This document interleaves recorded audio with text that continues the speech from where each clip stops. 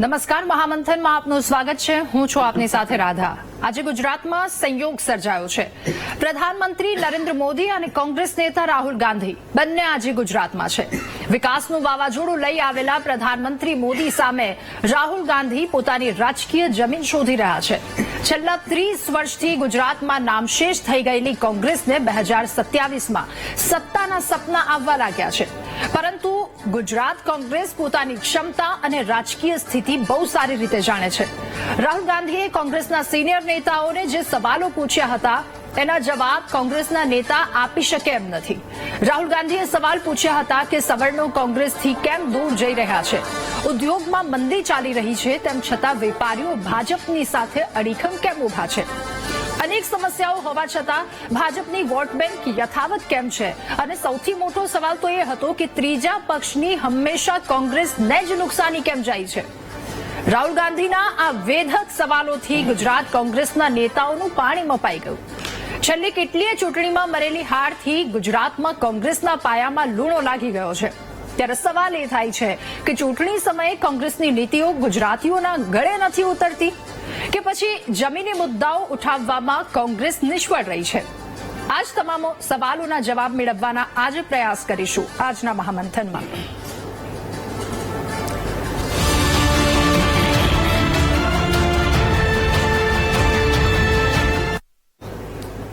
વિશ્વમાં 195થી વધારે દેશો છે. જોકે ભારત એકમાત્ર એવો દેશ છે જેનો સૂર્યોદય સર્વજન હિતાય સર્વજન સુખાય આ મંત્રની સાથે થાય છે. ભારતની લોકશાહી એ દુનિયાથી અલગ છે અને ભારતની રાજનીતિ અને ચૂંટણીની વાતો હોય તો એનો અંત જ નથી હોતો. આગામી વિધાનસભાએ 2.5 વર્ષ કરતા વધુ સમય બાકી છે ત્યારે અત્યારથી જ તડામાર તૈયારીઓ થઈ રહી હોય તેવું આજના દ્રશ્યો પરથી કહી શકાય. એક તરફ સુરતમાં પ્રધાનમંત્રી નરેન્દ્ર મોદી અને અમદાવાદમાં રાહુલ ગાંધી લોકસભામાં પોતાની ચર્ચા દરમિયાન આવનારી ગુજરાતની વિધાનસભાની ચૂંટણીમાં કોંગ્રેસની સરકાર બનશે એવો દ્રઢ નિશ્ચય રજૂ કર્યો હતો. રાહુલ ગાંધીએ 2027ની ચૂંટણી જંગ માટે રણશીંગુ ફૂંકવા ગુજરાતમાં છે. બેઠક યોજાઈ જેમાં ભાજપ સામે લડવા માટે ભાવિ રણનીતિ પર ચર્ચા કરવામાં આવી. ગુજરાતમાં કેન્દ્રીય નેતૃત્વની ગેરહાજરી, ધારાસભ્યોનો પક્ષપલટો આ તમામની સામનો કરતી કોંગ્રેસ અને એમના નિવેદન અનુસાર આવનારી ચૂંટણીમાં પોતાની સરકાર કેમ બનાવશે સવાલ થઈ રહ્યો છે. ચૂંટણીમાં જીત એ કોંગ્રેસ માટે મૃગજળ સમાન કેમ છે અને જમીની મુદ્દાઓ ઉઠાવવામાં શું કોંગ્રેસ નિષ્ફળ જઈ રહી છે? અનેક સવાલો જેના જવાબ મેળવવાના પ્રયત્ન કરીશું આજના મહામંથનમાં. આપણી સાથે ગેસ્ટ પેનલમાં જોડાયા છે ડોક્ટર અનિલ પટેલ, નેતા ભાજપ, હેમાંગ રાવલ, મીડિયા કન્વીનર આપણી સાથે કોંગ્રેસથી જોડાયા છે, જગદીશ મહેતા, વરિષ્ઠ પત્રકાર, વશિષ્ઠ શુક્લ વરિષ્ઠ પત્રકાર આપણી સાથે જોડાયા છે, અને પ્રદ્યુમનસિંહ સરવૈયા રાજકીય વિશ્લેષક આપણી સાથે જોડાયા છે. આપ સૌનું સ્વાગત છે મહામંથનના કાર્યક્રમમાં. શરૂઆત મારે પ્રદ્યુમનસિંહ સરવૈયા આપનાથી કરવી છે. આજનો આ રાજકીય સંયોગ, એક તરફ વડાપ્રધાન નરેન્દ્ર મોદી ગુજરાત પ્રવાસે સુરત અને બીજી તરફ રાહુલ ગાંધી કે જેઓ અમદાવાદના પ્રવાસે, ચૂંટણીનું રણશીંગુ ફૂંકવા માટે એની તૈયારી રાહુલ ગાંધી તરફથી બતાવવામાં આવી છે. આપ આ પરિસ્થિતિ, આ સંયોગને કેવી રીતે જોઈ રહ્યા છો? ગુજરાતે રાજકીય રીતે અનેક વર્ષોથી આઝાદી વખતથી એક ભારતીય રાજનીતિને એક નવો રાહ ચીંધે છે, એક નવી શક્તિ આપે છે. આપણે જોયું છે મહાત્મા ગાંધીથી વલ્લભભાઈ પટેલ કે મોરારજી દેસાઈ, અને ત્યાર પછી જે નરેન્દ્ર મોદીજી અને અમિત શાહજી, એ બંનેની જે આ જોડી આપણે રાષ્ટ્રને એક નવો રાહ ચીંધી રહી છે. અને ભલે આપણું સ્ટેટ ગુજરાત નાનું છે, સીટો ઓછી છે, પરંતુ અનેક બાબતોમાં મહત્વનું છે. અને પછી કોંગ્રેસને માટે અત્યારે રાહુલ ગાંધી પોતે આવ્યા છે ચૂંટણીલક્ષી 2 દિવસ કાર્યક્રમમાં. એમણે જોયું હમણાં નગરપાલિકામાં ઘણી એવી બાબતો હતી, બીજેપીની સ્ટ્રેન્થ અમુક બાબતોમાં નબળી હતી. અનેક બાબતોમાં જોયું આપણે, મોંઘવારીથી માંડીને બેરોજગારી, મંદી, ખેડૂતોની નારાજગી, વૈચારિક રીતે પણ પક્ષ ક્યાંક ને ક્યાંક ભટકેલો હતો. એ કથની ને કરણીમાં ઘણા બધા ફેરફારો હતા. છતાંય જે વોટર્સે એને સ્વીકાર કર્યો બીજેપીને, એ બીજેપીની નબળાઈથી વિશેષ કોંગ્રેસની નબળાઈને નિષ્ફળતાઓ વધુ છે. જે બીજેપીની સ્ટ્રેન્થ આપણે જોઈએ છીએ, પેજ પ્રમુખથી માંડીને બૂથ પ્રમુખ, વોર્ડ પ્રમુખ અને નગર પ્રમુખથી માંડીને જે ઉપર સુધીનું સંગઠન, મજબૂત સંગઠન, કાર્ય કરતું, અને ઉપરથી એનાથી પ્લસ જે રાષ્ટ્રીય સ્વયંસેવક એટલે કે RSS નો જે સહકાર, એની 36 બીજી ભગીની સંસ્થાઓ એ ડાયરેક્ટ પ્રજાના પ્રશ્નો સાથે સંકળાયેલી, એટલે જે અનેક બાબતો જે બીજેપીની ફેવરમાં છે, પ્લસમાં છે, એનેથી વિરુદ્ધ કોંગ્રેસની જે વાતો છે, જે આપણા એમના સ્માર્ટ પ્રમુખ છે કોંગ્રેસના પ્રદેશ પ્રમુખ શક્તિસિંહજી, આ બાબતમાં એ નવું સંગઠન ઉભું કરી નથી શક્યા. આજે બીજેપીની જે સ્ટ્રેન્થ છે, બધી મજબૂતાઈ છે, આ બધી સંગઠન બાબત, એમાં ક્યાંય નથી, ક્યાંય કોંગ્રેસની હાજરી નથી. અને સૌથી વિશેષ તો જે કોંગ્રેસની વિચારધારા છે, જે 80% બહુમત ધરાવતો જે સનાતન સમૂહ, એને જે વાત છે, એની પ્રજા કી જે નાડ તપાસી, નાડ જે જાણવી જોઈએ પ્રજાની, એ નાડ નથી જાણી શક્યા. અને એની જે કેન્દ્રની જે નેતૃત્વ છે, ભગવાન રામને કાલ્પનિક કહેવા, અયોધ્યા મંદિરમાં વિરોધ કરવો, એના દર્શને ના જવા, કુંભ મેળામાં ન જવું, અને ઉપરથી પાછું ચૂંટણી ટાઈમે શર્ટ ઉપર જનોઈ લગાવીને જે આર્ટિફિશિયલ હિન્દુત્વનો દેખાવ કરવો, એવી બાબતો છે. અને ગુજરાતમાં જોઈએ તો કોંગ્રેસના કાર્યકરો કરતા નેતાઓ જ વધારે છે. નવા યુવા કાર્યકરોની ભરતી નથી થતી, કે નવા યુવા કાર્યકરો આકર્ષિત નથી થતા કે કોંગ્રેસમાં જોડાય. અને બીજી બાજુ અસંતોષ સાથે અનેક ધારાસભ્યો અને સિનિયર લોકો કોંગ્રેસના જે ભાજપમાં ગયા છે, એટલે કોંગ્રેસ પાસે કોઈ એવું પીઢ નેતૃત્વ પણ ગુજરાતમાં નથી કે પ્રજાને એના નામે મત આપે. અનેક બાબતો એવા છે કે જે કોંગ્રેસને ગુજરાતમાં મજબૂત થવું એ કદાચ લોઢાના ચણા ચાવવા જેવું છે. બિલકુલ. ઓકે, વશિષ્ઠભાઈ, હવે આપની પાસેથી જાણવું છે કે કોંગ્રેસની નીતિઓને ગુજરાતીઓનો સાથ કેમ નથી મળતો, કેમ આટલી બધી મુશ્કેલીઓનો સામનો કરવો પડે છે?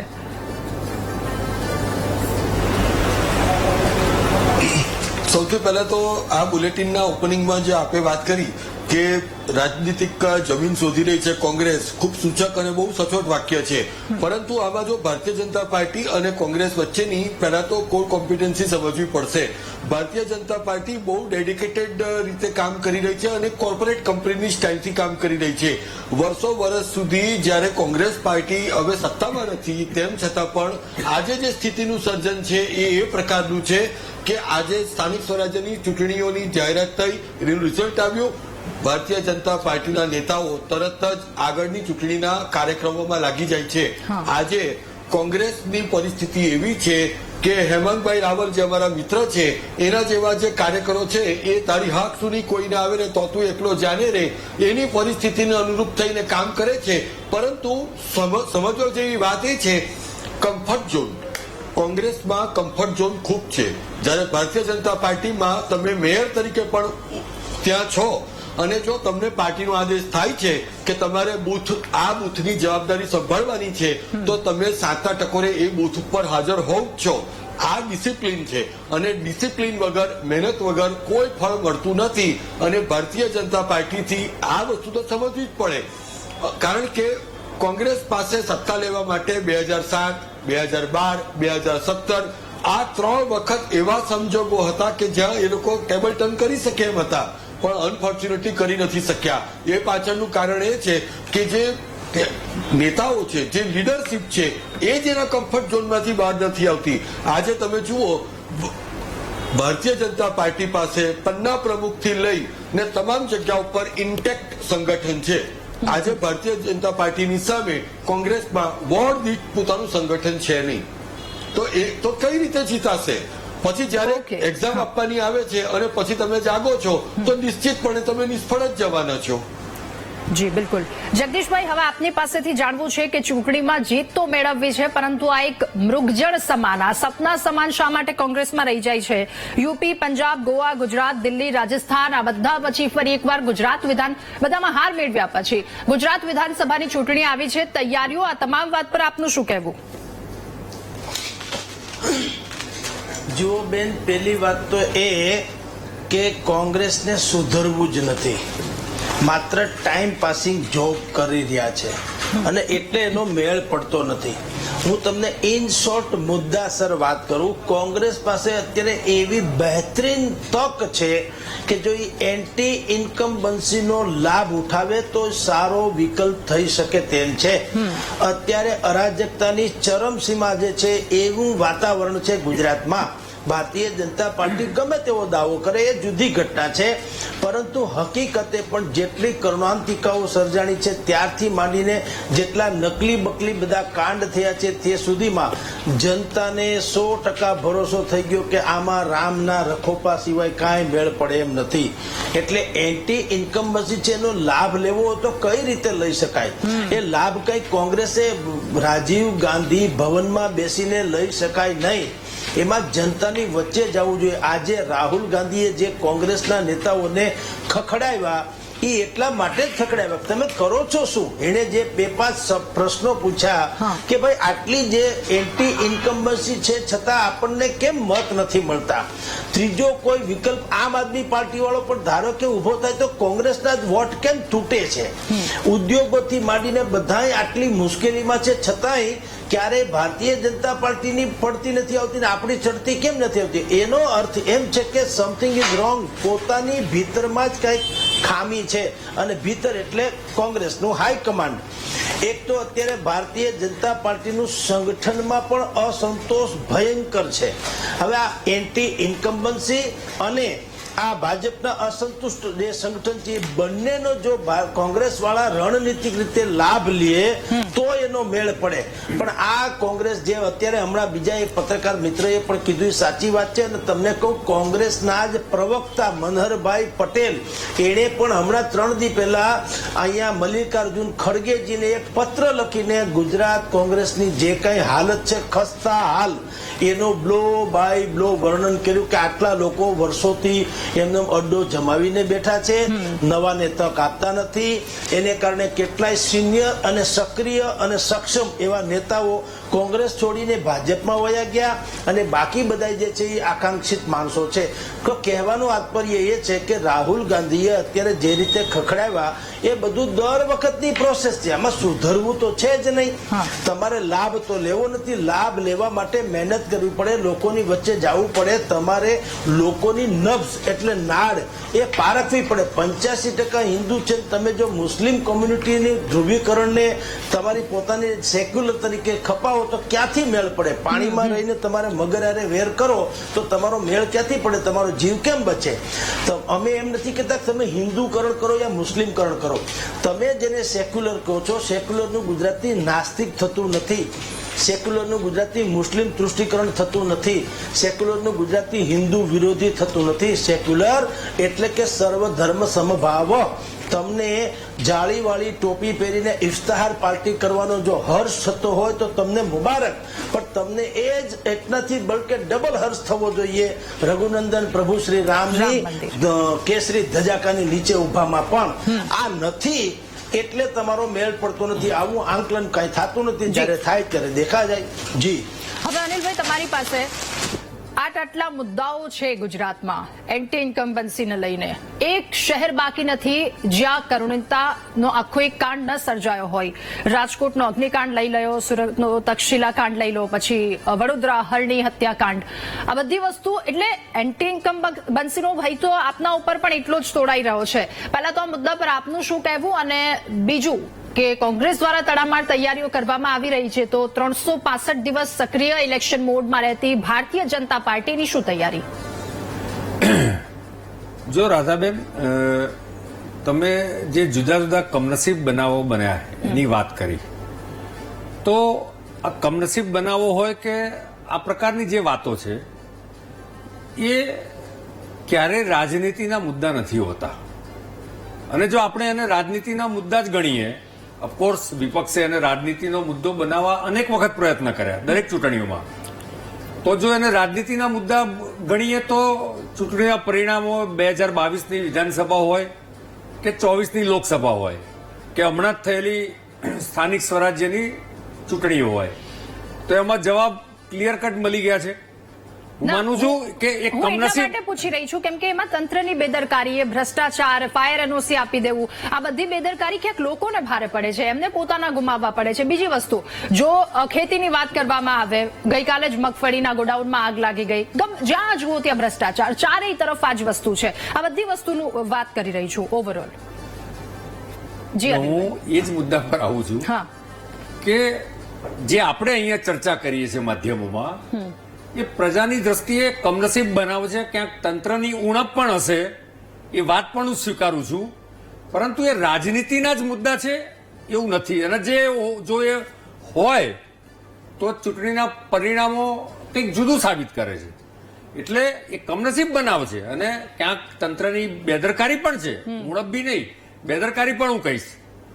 પરંતુ જે પ્રકારના રિઝલ્ટ ગુજરાતમાં આવી રહ્યા છે એના અનેક કારણો છે. સામાન્ય રીતે ચૂંટણીની વ્યવસ્થાઓમાં પ્રજાનું જે પરસેપ્શન હોય છે એ પરસેપ્શનના આધારે પ્રજા મતદાન કરતી હોય છે.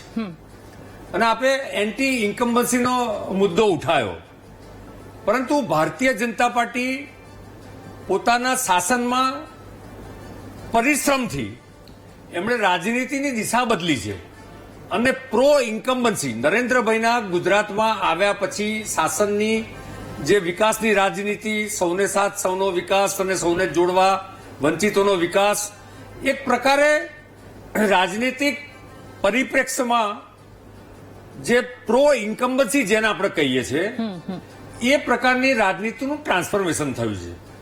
એના માટે 24/7 365 દિવસ એ સતત ભારતીય જનતા પાર્ટીની સરકાર અને સંગઠન એ મિશન મોડમાં રહે છે. દાદા, અમારા માટે રાજનીતિ એ સેવાનો, તપસ્યાનો વિષય છે. અને એટલા જ માટે સંગઠન હોય કે અમારી જ્યાં જ્યાં તક મળી છે ત્યાં સરકારો હોય ચૂંટાયેલી. હા, નાની મોટી ભૂલો થતી હશે, હું સ્વીકારું છું. ક્યાંક ને ક્યાંક પ્રજાને પણ મુશ્કેલી પડી હશે, પરંતુ અમારી નિયતમાં ખોટ નથી. ભારતીય જનતા પાર્ટી સતત પ્રજાની વચ્ચે રહીને, આપે જે કીધું કે જમીન સાથે જોડાયેલા રહીને એ પ્રજાની જનકલ્યાણ માટેના કાર્યક્રમો કરી રહી છે. અને રાહુલજી આજે 3-4 પ્રશ્નો જે ઉઠાયા, મને લાગે છે કે બધા જ પ્રશ્નોમાં પ્રજાનું પરસેપ્શન જે છે એ પરસેપ્શન આજે પણ ભારતીય જનતા પાર્ટી સાથે જબરજસ્ત જોડાયેલું છે. નંબર 1, ભારતીય જનતા પાર્ટીના નેતામાં, એની નિયતિમાં અને નેતૃત્વની પદ્ધતિમાં એક ગુજરાતની પ્રજાનો વિશ્વાસ જોડાયેલો છે. ઓકે. કુલ મળીને રાજનીતિમાં વિશ્વાસ, જે કોંગ્રેસને, મારી જવાબદારી નથી કોંગ્રેસનું આકલન કરવાની, પરંતુ વિપક્ષને જે ટ્રસ્ટ ડેફિસિટ જેને આપણે કહીએ, એ ટ્રસ્ટ ડેફિસિટના કારણે આખા દેશમાં જુદા જુદા રાજ્યોમાં વિપક્ષને જો માર પડતો હોય તો એનું એકમાત્ર કારણ ટ્રસ્ટ ડેફિસિટ છે. અમે જે કહ્યું અમે કર્યું છે. અમે કદાચ એ 100% કરવાનો પ્રયત્ન કર્યો હોય અને પૂર્ણ ન પણ કરી શક્યા હોય, પરંતુ વાસ્તવિકતાથી, પ્રમાણિકતાથી અમે સ્વીકારીએ છીએ કે ભારતીય જનતા પાર્ટીનું અંતિમ લક્ષ્ય જે છે એ જનકલ્યાણ અને વિકાસ છે. ઠીક છે. અને એ પ્રજાને એની અનુભૂતિ થયેલી છે. હેમંતભાઈ, હવે આપની પાસે પહેલા તો આપને પૂછવું છે, આજની આપની મીટિંગ કેવી રહી? જોમ જુસ્સો ભરનારી મીટિંગ આજની કેવી? અને સાથે એ પણ પૂછવું છે કે હવે ઇલેક્શન જે રીતે વાત કરવામાં આવી હતી કે આગામી વિધાનસભાની ચૂંટણીમાં જીત મેળવીશું, કોંગ્રેસ સારું પ્રદર્શન કરશે, આજના સવાલો પૂછીએ. સવાલો પર પછી આવું છું, પહેલા તો આપ આ જણાવી દો. બિલકુલ. જો આજે જનનાયક રાહુલ ગાંધી આજે ગુજરાતના અમદાવાદના પ્રવાસે હતા અને આ જે અમદાવાદનો પ્રવાસ છે, 2 દિવસનો એમનો પ્રવાસ છે. એમણે જે દિવસે સંસદની અંદર, સંસદમાં વડાપ્રધાન શ્રી નરેન્દ્રભાઈ મોદીને લલકાર અને ચેલેન્જ આપ્યો હતો કે ગુજરાતની અંદર અમે આગામી દિવસોમાં 2027ની અંદર ગુજરાતની અંદર પ્રજાના વિશ્વાસથી સરકાર બનાવી રહ્યા છે અને એના જ ભાગ સ્વરૂપે હવે એની કવાયત જે શરૂ થઈ છે એમાં આ પહેલો પડાવ છે, જેમાં 7 અને 8 તારીખના અમારા કાર્યક્રમો છે, આજના કાર્યક્રમો, આવતીકાલના.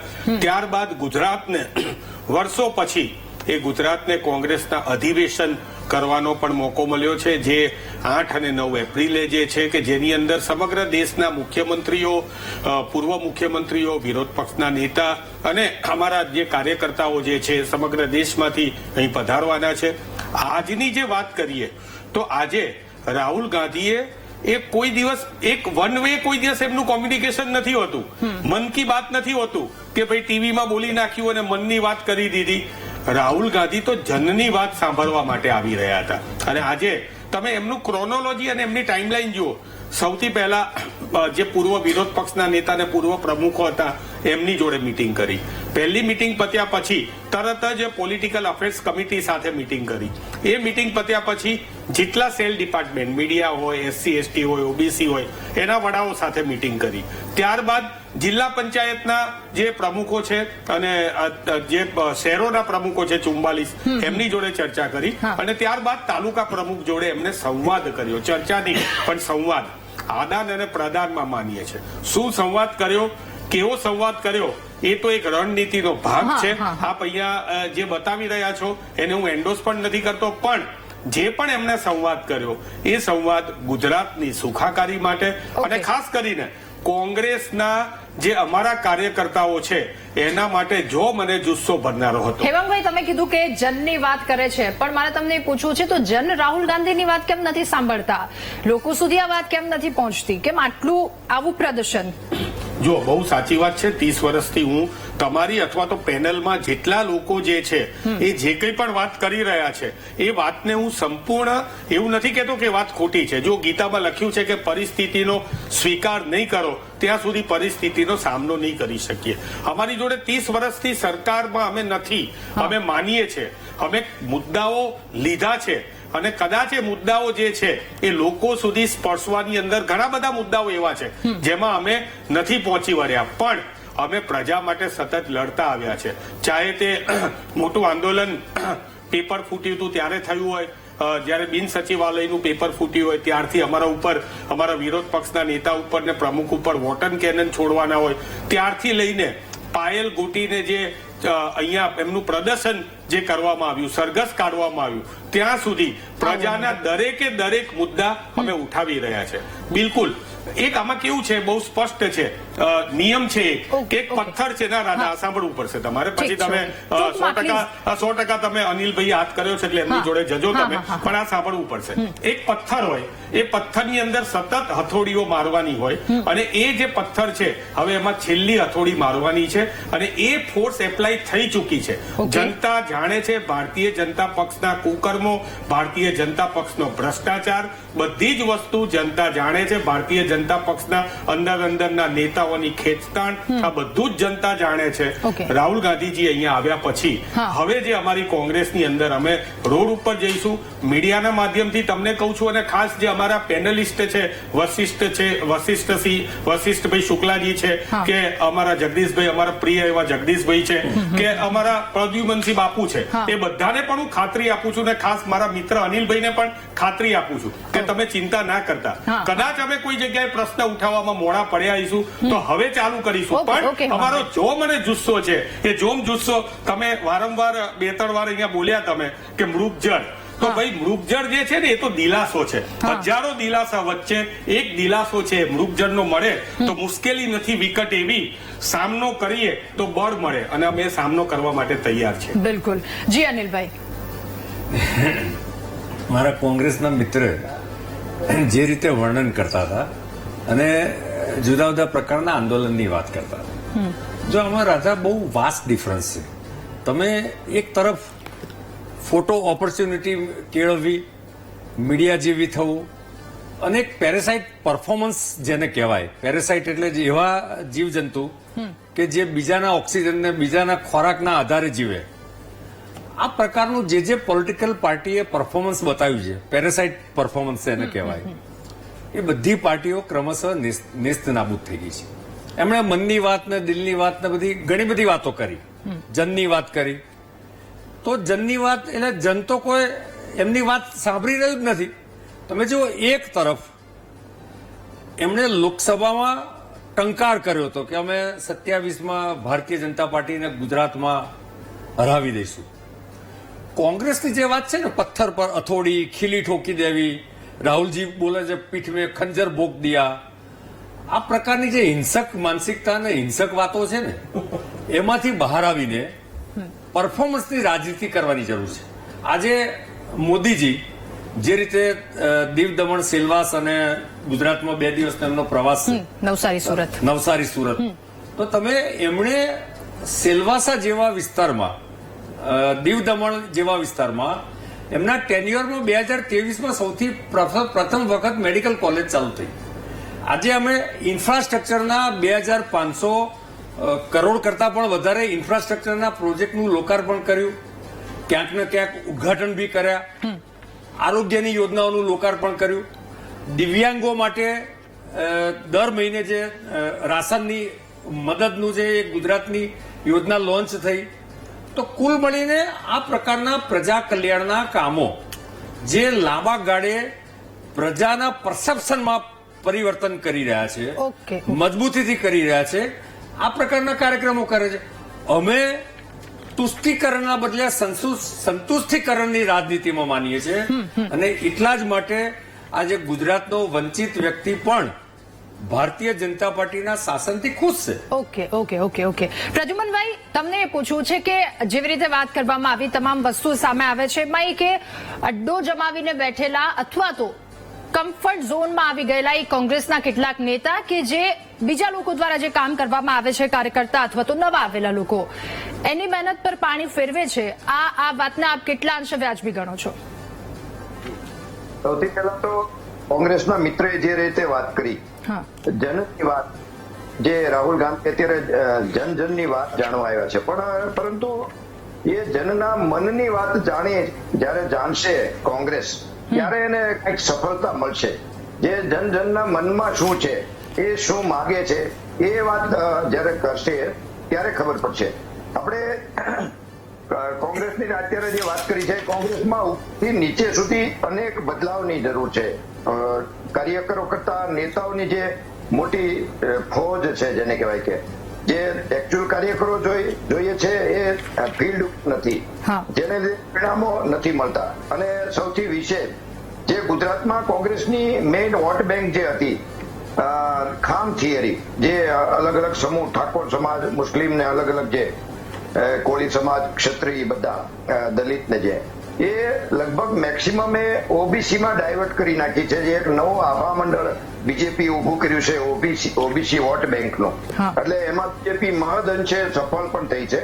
એટલે કોંગ્રેસની જે મેક્સિમમ જે મોટી વોટ બેંક હતી એ ડાયવર્ટ થઈ છે અને એના સિનિયર લેવલ લોકો પણ અલગ અલગ નીકળી ગયા છે પક્ષ છોડીને. હાર્દિક પટેલ જેવા યુવા નેતાને પણ સાચવી નથી શક્યા અને જિગ્નેશ મેવાણી જેવા સારા નેતા છે, એનો જે મેક્સિમમ ઉપયોગ થવો જોઈએ એ પણ ઉપયોગ નથી કરી શકતા. અને બીજી રીતે વાત કરીએ તો બીજેપી પણ અત્યારે વિચારધારાથી ચોક્કસ ભટકી ગઈ છે રાજ્યમાં. અનેક એવા અસંતોષ છે, અનેક બાબતોમાં જે બીજેપીનો મૂળભૂત મુદ્દો છે હિન્દુત્વ પણ આર્ટિફિશિયલ દેખાઈ રહ્યો છે અને આર્થિક મુદ્દામાં પણ અનેક અસંતોષ છે. પરંતુ જે બીજેપીની જે એક સ્માર્ટનેસ છે, જે પબ્લિકલી આ પોતાની નબળાઈઓને ઢાંકવામાં સફળ થાય છે અને આ બાબતોને કોંગ્રેસ પ્રજા વચ્ચે જઈને લાઈવ નથી કરી શકતી. એટલે બીજેપીની જે નિષ્ફળતાઓથી વિશેષ કોંગ્રેસની નિષ્ક્રિયતા જે છે એ એને વધારે પોતાને નુકસાન કરે છે. એટલે કોંગ્રેસે ફિલ્ડમાં આવવાની જરૂર છે અને બીજેપી જે નિષ્ફળતાઓ છે એને ઉજાગર કરવાની જરૂર છે. આજે બિલકુલ, એટલે નિષ્ક્રિયતા સામે દેખાઈ રહી છે અને કેટલાક જે વાત કરવામાં આવી. બીજું ટ્રસ્ટ ડેફિશિયન્સીની એક વાત કરવામાં આવી, વિશ્વાસનો ક્યાંક અભાવ જોવા મળી રહ્યો છે. ફરી એકવાર જગદીશભાઈ તમારી પાસે પૂછવું છે કે ભાજપનો ગઢ છે અને કોંગ્રેસનું આ નિવેદન કે 2000 આવનારી વિધાનસભાની ચૂંટણી તેમાં ભાજપને હરાવીશું, તો કોંગ્રેસ માટે આ વાત કેટલી કઠિન? देखो, दिल को खुश रहने के लिए ख्याल ये अच्छा है. જો આવી રીતે જો કેવલ સમણા જોવાથી જ સમૃદ્ધ થઈ શકાતું હોત તો કોઈ મહેનત કરત નહીં. સમણા જોવા માટે સૂવું જોઈએ અને સાકાર કરવા માટે થઈને જાગવું જોઈએ. કોંગ્રેસ પાસે અનેક પ્રકારની તક છે, પણ એને ક્યારેય મેં અગાઉના ઓલામાં કીધું તેમ 5-6 મુદ્દા હું તમને ડીટો ટુ ડીટો કહું છું, એમાં સુધારો થાય તો એની પોતાની પરિસ્થિતિ સુધરે એમ છે. અને અહીંયા પેનલિસ્ટ તરીકે બેઠેલા લોકો અધિકૃત રીતે હોવાને કારણે ભલે જાહેરમાં કોઈ વાત ન કરે, પણ ભીતરમાં હું જાણું છું કેટલાય દિગ્ગજ કોંગ્રેસીઓને સૌરાષ્ટ્રભરના એ લોકો દબી જબાનમાં હું જે કહું છું એ વાતને સ્વીકારે છે. અને એ હું કહું છું સ્વીકારે છે નહીં, એને ખબર છે કે આ વાસ્તવિકતા છે. સૌથી પહેલી વાત, કોંગ્રેસની હિન્દુ વિરોધી નીતિ તમે જુઓ, જેટલા પ્રકારના એના જે નિવેદનો આવે છે લોકોને આહટ પહોંચાડે છે. 85% હિન્દુ છે, 140 કરોડમાંથી 85% હિન્દુ છે. તમે એ હિન્દુઓની શ્રદ્ધાને આહટ પહોંચે એવા નિવેદનો કરો, શું કામ કોઈ તમને મત આપે? તમે વિચાર કરો, આપણે કૃષિ જે ખેતી પ્રધાન દેશ છે અને ફલાણા પ્રધાન છે ભલે કહેવાતું હોય, પણ આપણે ધર્મ પ્રધાન વધુ છે.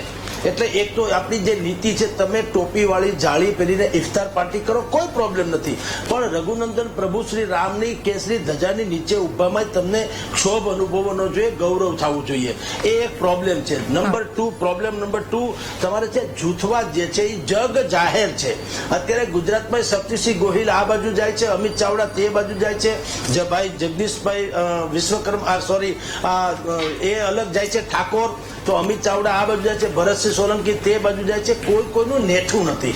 જે સંકલન હોવું જોઈએ તે નથી. હમણાં ભારતીય જનતા પાર્ટીના પ્રવક્તાએ કીધું વાત સાચી છે, 24/7 એ લોકો સતત ચૂંટણીને કારણે, હાલાકી લોકતંત્રમાં એને જનતાની સેવા માટે રહેવું જોઈએ એલર્ટ, પણ એને કીધું છે, એ સ્વીકાર્યું પણ છે કે અમે ચૂંટણી માટે એલર્ટ નથી. એક ચૂંટણી પૂરી થાય તો અમે સુઈ ન જતા, એ સારી વાત છે, પણ આટલી જાગૃતિ જનતા માટે હોવી જોઈએ. નથી તો કોંગ્રેસે એને જગાડતા રહેવું જોઈએ, એ કરતા નથી.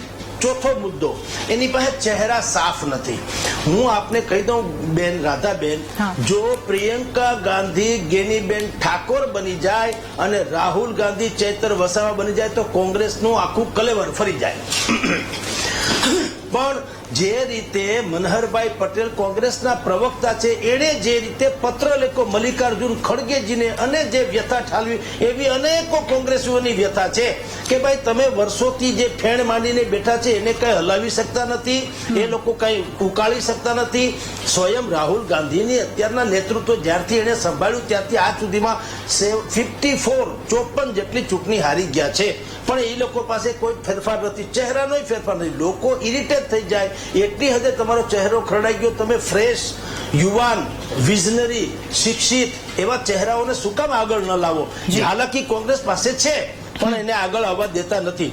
અને રહી વાત બીજી, તમે નરેન્દ્ર મોદી કે ભારતીય જનતા પાર્ટી સામે થૂકા થૂકી કરો તો આપકે બડે હોને સે વો છોટે નહીં હો જાતે. એટલે તમારે વિઝન બતાવવું જોઈએ કે તમે શું કરી શકો તેમ છો. એટલે ઈ વિઝન લોકોને ગળે ઉતારવું પડે કે અમે આ પ્રકારની શાસન પ્રણાલી લાવશું જેથી કરીને મોંઘવારી ઘટશે, બેરોજગારી જે છે એ ઘટશે, રોજગારી વધશે, તમારી ને મારી સલામતી પણ વધશે, આરોગ્યથી માંડીને શિક્ષણ બધું જે એ સરળ બનશે. આ લોકોને ગળે ઉતારવું તો જોઈએ. લોકો તમને શું કામ ચૂંટે? બધા એમ કે છે કોંગ્રેસ જે છે વિપક્ષ તરીકે અત્યારે નિષ્ફળ છે, એને મજબૂત બનાવો. એટલે ભાઈ તમારી મજબૂતી નહીં, અમારે મજબૂત થવાની વાત છે. જનતાને પોતાના માટે એ ચૂંટે છે, તમારા માટે કોઈ શું કામ ચૂંટે? તમને સમજી લો. એટલે પ્રોબ્લેમ એ છે કે ભારતીય જનતા પાર્ટી સાચું કીધું છે, કોર્પોરેટ કલ્ચરથી ચાલે છે, એ કંપનીની જેમ ચલાવે છે. અને કોંગ્રેસ વાળા જે છે એ બોનસની રાહ જુએ છે, તમારાથી વધે મત ક્યાં જશે અમારા સિવાય. આ સ્થિતિ છે, એટલે મુશ્કેલી છે. જી વશિષ્ઠભાઈ, તમારી પાસેથી જાણવું છે કે કેન્દ્રીય નેતૃત્વની ગેરહાજરી ગુજરાતમાં, સાથે ધારાસભ્યો આવી રહ્યા છે, ધારાસભ્યો સચવાતા નથી, ધારાસભ્યો પક્ષ પલટો કરી દે છે, જ્યારે પણ ચૂંટણી આવે ત્યારે બહોળા પ્રમાણમાં વ્યક્તિગત પ્રહાર કરવામાં આવે, કોઈને પણ રાવણ કહી દેવું, કંઈ પણ વાત, પછી એ રામ મંદિરને લઈને વાત હોય તો પણ એવા વ્યક્તિગત નિવેદન કરવામાં આવે, આ બધી વસ્તુ ભારે પડે છે. આ સિવાયની કોઈ વાત?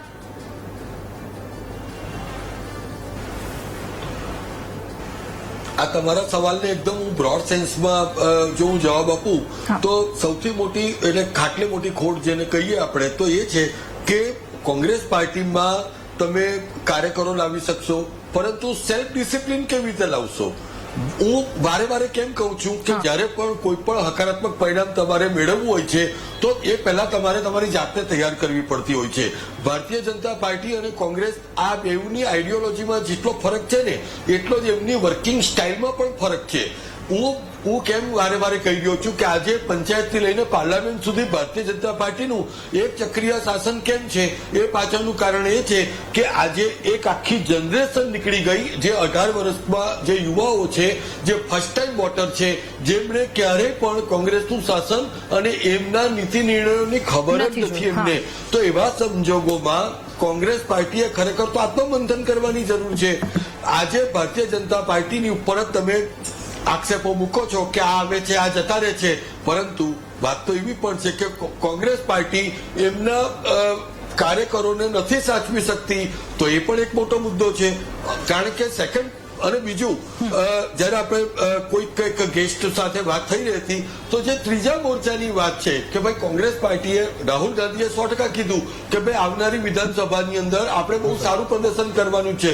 ફાઇન, કોઈ પણ એક પોલિટિકલ લીડર હોય કે કોઈ પણ પોલિટિકલ પાર્ટીનો નેતા હોય એ ઓબ્વિયસલી એ જ રીતે એક્સપેક્ટ કરે, પરંતુ અહીં તેમણે ઇન્ડિયા એલાયન્સ, આ કોંગ્રેસનું જે રીતે આમ આદમી પાર્ટીની સાથે અને અન્ય પાર્ટીઓ સાથે જે ઇન્ડિયા એલાયન્સ છે, તો પહેલા તો પબ્લિક સામે એ સ્પષ્ટ કરી દેવું જોઈએ કે ભાઈ ઇન્ડિયા એલાયન્સ રહેશે તો તમામ દેશમાં એક યુનિફોર્મ વેમાં રહેશે.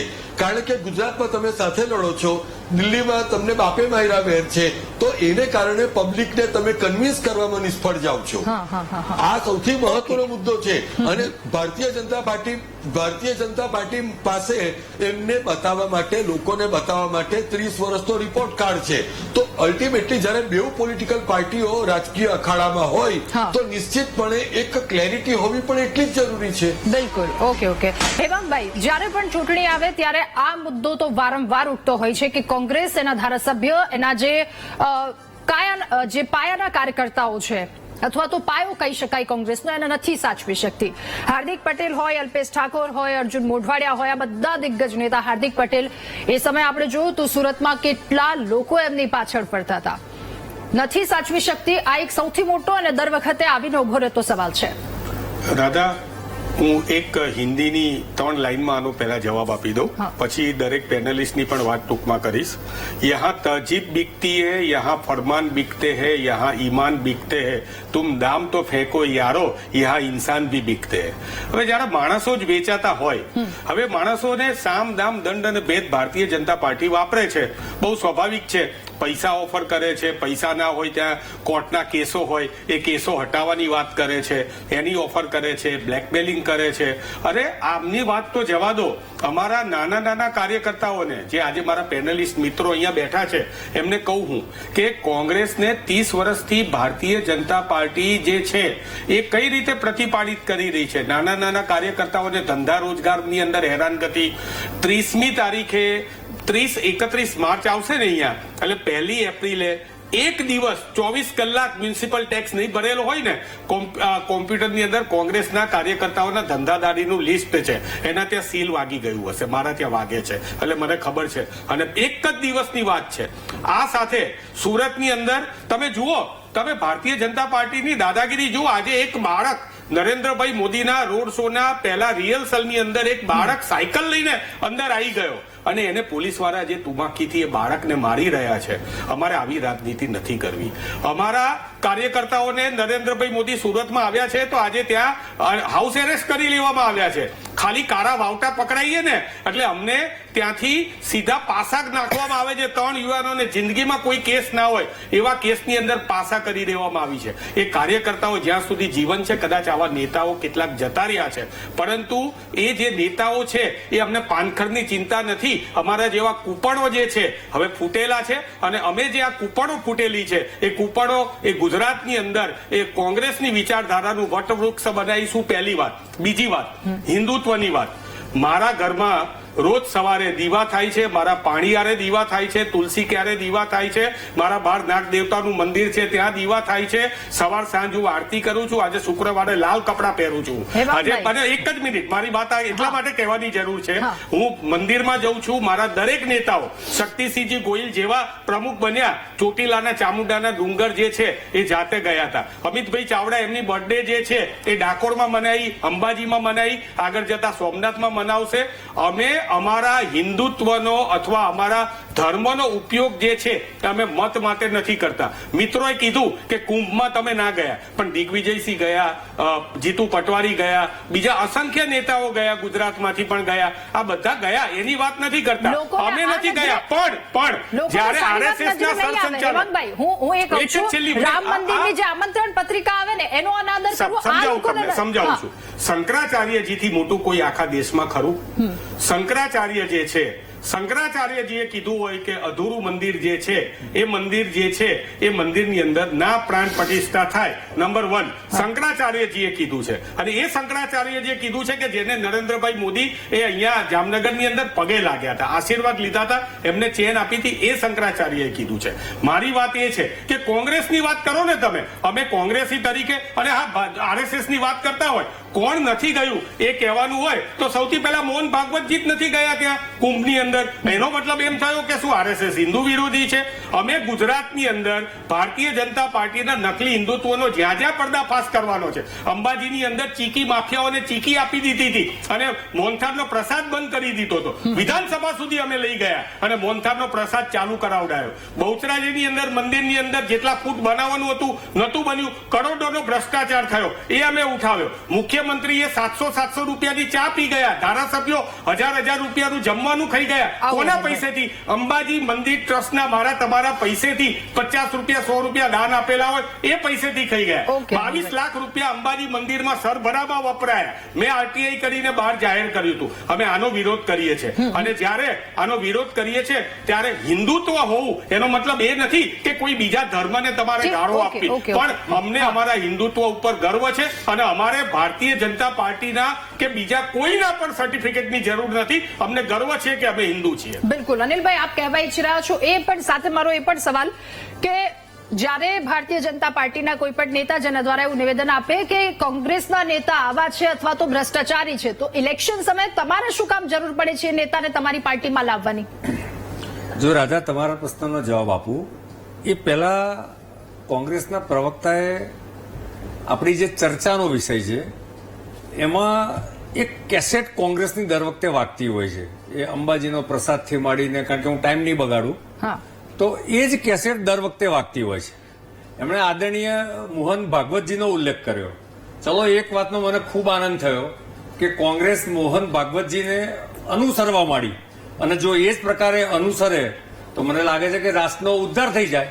પણ કોંગ્રેસ એ ભૂલી જાય છે કે સંઘની જે પદ્ધતિ છે એમાં જે નંબર 2 કહેવાય એ ત્યાં ગયા છે.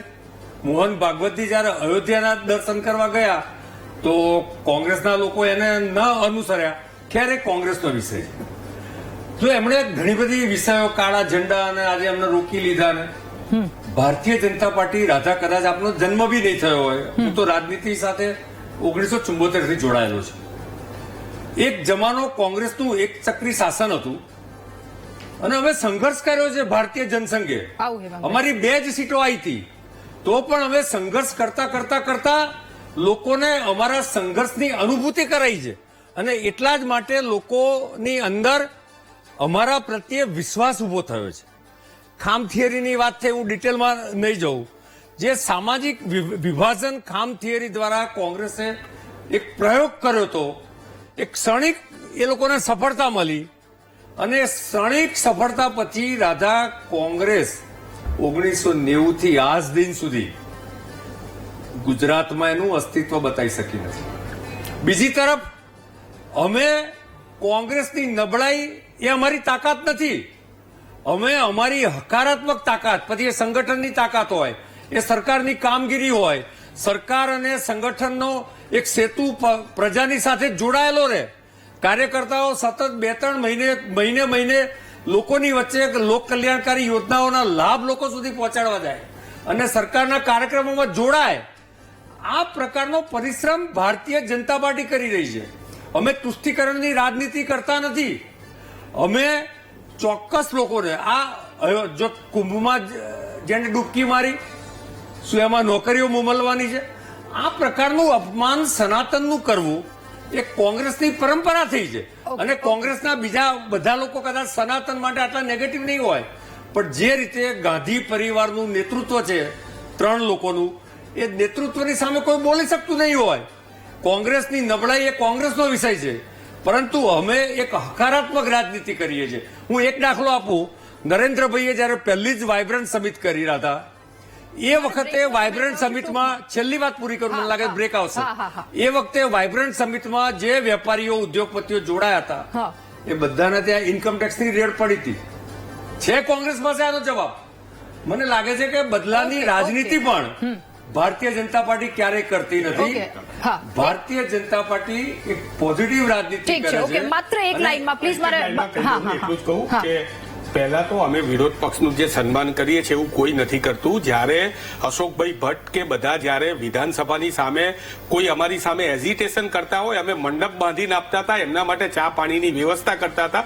અને અત્યારે તમે અત્યારે 144 ની કલમ, હેમાંગભાઈ, અનિલભાઈ, હવે પોતે ડંડા ખાધા છે. નથી બોલ્યો અનિલભાઈ, આ આપની વાત ખોટી. સાંભળીએ, બ્રેક હું બાદ. એક જ કહું અનિલભાઈ, છું, તમે મારી એક વાતનો જવાબ ના આપ્યો કે નેતાઓને લેવાની તમારે શું કામ જરૂર પડે છે. હેમાંગભાઈ, આપની વાત હું બ્રેક એક બાદ જ વાત કહું સાંભળીએ. છું કે કોંગ્રેસના રાજ વખતે અમે વિરોધ પક્ષને સન્માન આપતા હતા. એમને પણ ખબર છે કે સંસદની અંદર એમનું પ્રતિનિધિત્વ જયારે આઝાદી પછી નહોતું ત્યારે અમે સામેથી સંસદ તરીકે એમના નેતાઓને લીધેલા છે. અને અહીંયા અત્યારે અઘોષિત કર્ફ્યુ 144 ની કલમ લાગેલી છે.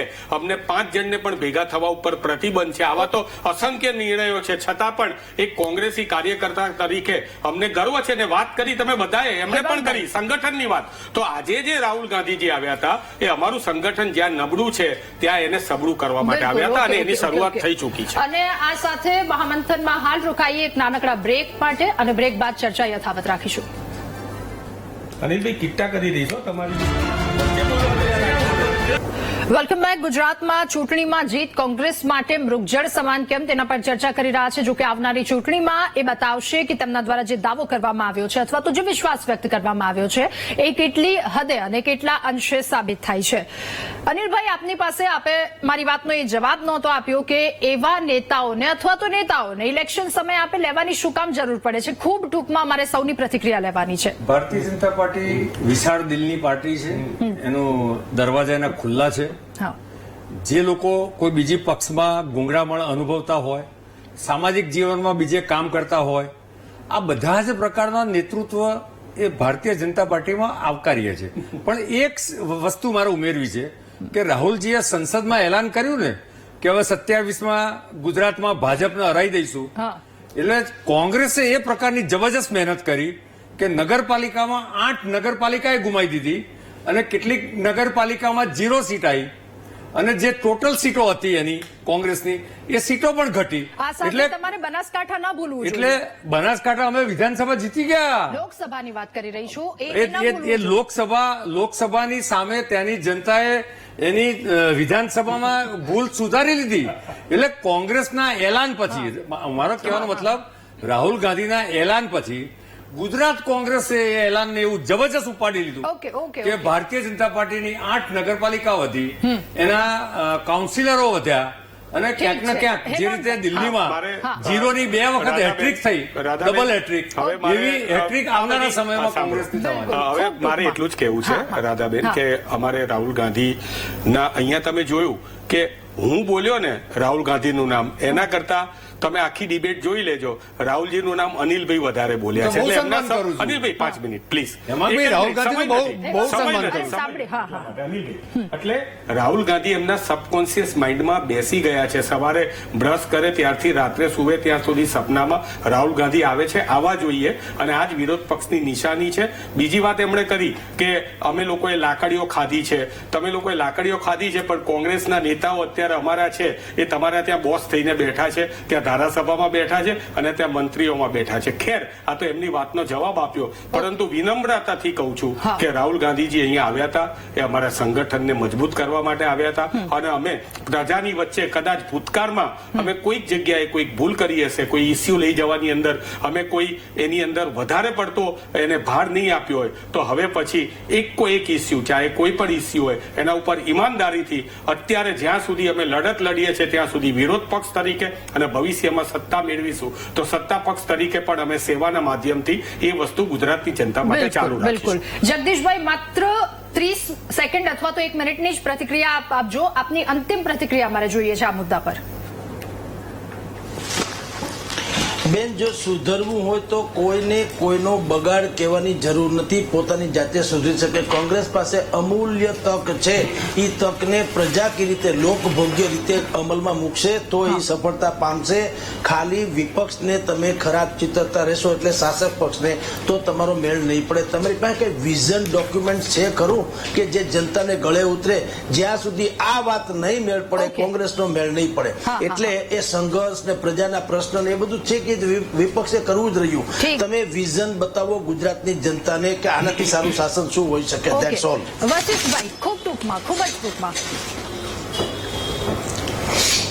મારે ખાલી એટલું જ કહેવું છે કે જે રીતે હેમંતભાઈ કીધું કે આજે ખુદ કોંગ્રેસમાંથી જ ભારતીય જનતા પાર્ટીમાં ગયેલા નેતાઓ આજે મુખ્ય મંત્રી પદ સંભાળી રહ્યા છે, ત્યારે મારે આજે ખાલી હેમંતભાઈને એટલું જ કહેવું છે કે જ્યારે આજે રાહુલ ગાંધીની સાથે કેસી વેણુગોપાલ અને મુકુલ વાસનિક પણ આજે વડોદરા અમદાવાદમાં હતા, ત્યારે જે કાર્યકર્તાઓ, જે કર્મઠ કાર્યકર્તાઓ કોરાણે મુકાયા છે લોભ લાલચ વગર, પછી પણ એ લોકો ભાજપમાં નથી ગયા, અને એ લોકોને આજે જો કોંગ્રેસ ન્યાય આપશે તો આગામી દિવસોમાં 100% કોંગ્રેસ પોઝિટિવ રિઝલ્ટ લેશે. આટલું જ મારું સૂચન છે. બિલકુલ. આપ સૌનો આભાર. આપ સૌનો આભાર અમારી સાથે મહામંથનમાં મુદ્દા પર ચર્ચા કરવા બદલ. ત્યારે ચૂંટણીની વાત હોય, ગુજરાત અને ભારત રાજનીતિની વાત હોય તો એના માટે 1 કલાક 10 મિનિટ આ બધા જ સમય ખૂબ ઓછા પડે છે, કારણ કે ખૂબ જ મોટો બહોળો વિષય છે અને લોકશાહીનો આદેશ છે, એને લઈને ઘણી બધી ચર્ચા હોય. બીજી વાત, બંને પાર્ટી, તમામ પાર્ટી માટે આ એક અમૂલ્ય તક છે. એ તકનો લાભ ઉઠાવે અને જનતાના દિલ પર, સત્તાના સિંહાસન પર કોણ રાજ કરે છે એ તો આવનારો સમય જ બતાવશે. મહામંથનમાં હાલ બસ આટલું જ. કાલે ફરી એક નવા મુદ્દા સાથે મળીશું. મને આપશો રજા. નમસ્કાર.